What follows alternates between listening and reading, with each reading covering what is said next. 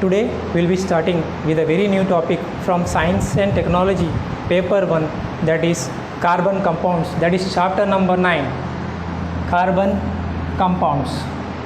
So before starting with this topic, let us understand what is a compound. What do you mean by compound? Simple definition of compound, for example, water. H2O, which is the molecular formula for water.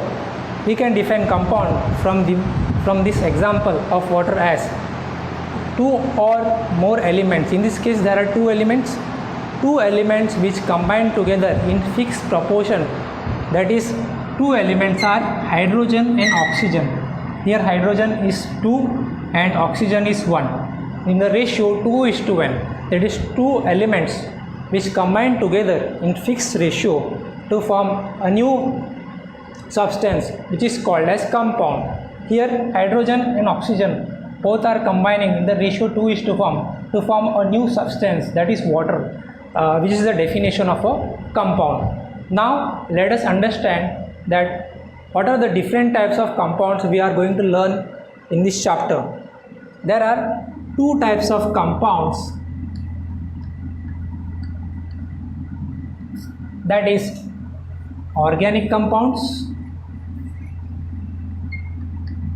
and inorganic compounds. Since we are learning with carbon compounds, we are going to study in detail about the organic compounds. What are organic compounds? We have seen in our daily life many more articles like paper, wood. These all items are made up of carbon, and it consists of many such other elements like hydrogen, oxygen, etc., which we use in our day-to-day life. Earlier it was believed that these organic compounds, the definition was organic compounds are the compounds which are derived from organisms, which was the earlier definition. But after that, one of the scientists called as Friedrich Wöhler, who was the German scientist,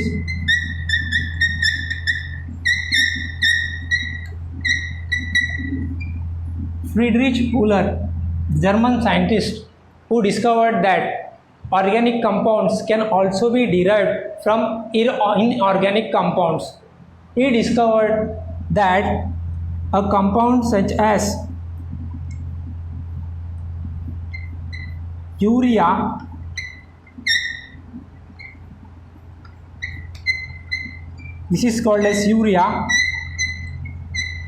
was derived from an organic compound, ammonium cyanate. This was an inorganic compound. He discovered that after heating this compound, ammonium cyanate, a new compound was formed which was called as urea, which was an organic compound. And from this experiment, it was known that carbon was the main constituent element of this organic compound. The main constituent element, I mean to say, carbon is the backbone of this new organic compound. As you can see, carbon is between these two compounds. Hence, the new definition which was later on derived was organic compounds is nothing but the chemistry of carbon compounds. I repeat again, organic chemistry is the chemistry of carbon compounds. Now, many other compounds like carbon dioxide, carbon monoxide, carbonate and bicarbonate salts are inorganic compounds of carbon. Now, we have already learned about the types of organic compounds, that is organic and inorganic. Also, we have learned that many stuffs like paper, wood, cellulose, all are made up of different constituents like carbon, along with other elements like hydrogen, oxygen, nitrogen, and many more.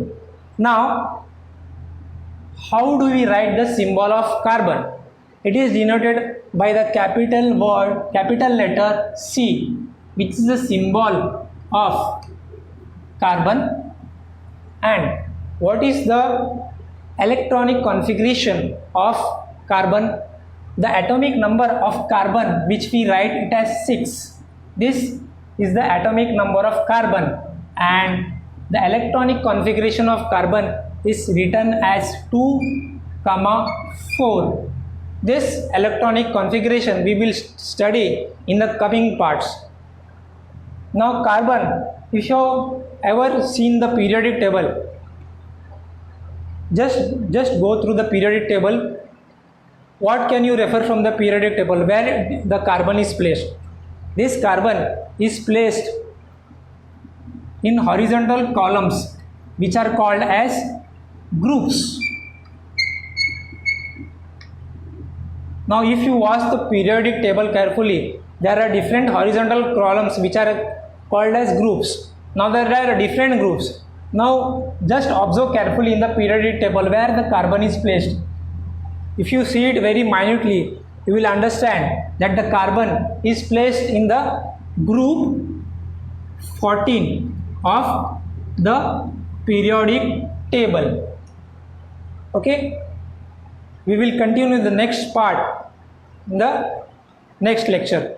Till then, goodbye.